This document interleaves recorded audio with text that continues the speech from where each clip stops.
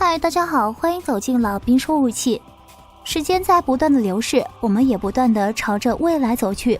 所有的事物都不能一成不变，都需要变得更好，变得更强，才能在未来出现。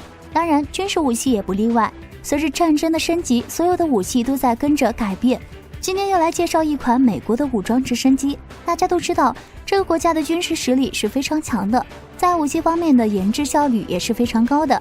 这款直升机就是 AR-40武装直升机，它将与 S-97侵袭者、高速直升机及360步区侦察武装直升机等等共同竞标美国陆军。该直升机有达14米的身长，旋翼的直径达到了11米，其身形是挺大的，能容纳4名士兵。由于该机配置的有摆动的尾桨，所以它能够在3秒钟内完成90度的旋转。该机的动力系统是 T901 涡轴发动机，还有达3000马力的最大功率，因此该机的飞行速度不赖，能够每小时行驶407公里。另外，该机配备的有内置的弹仓来存放所有的弹药，旋翼也具有单独的控制能力，这使得该机能拥有很强的隐身能力。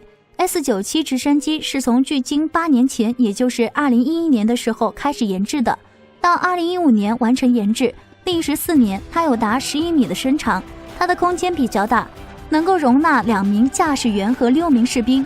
该飞机正如它的名字一样，的确，它飞行的速度很快，每小时能够飞行482公里。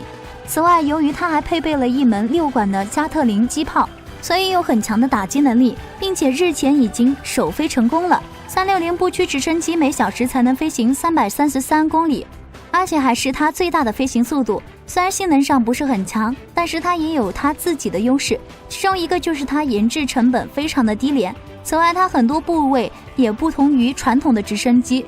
首先，它的主起落架是可以完全收起来的，这能够为它的飞行减少了很大的阻力。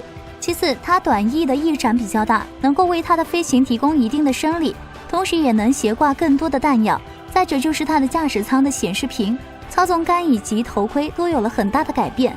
这3架飞机都有自己各自的优点，最后谁能够更快的服役，这还不好说。好了，今天就为大家介绍到这里，视频素材来源于网络，由老兵说武器剪辑完成，我们下一期再见。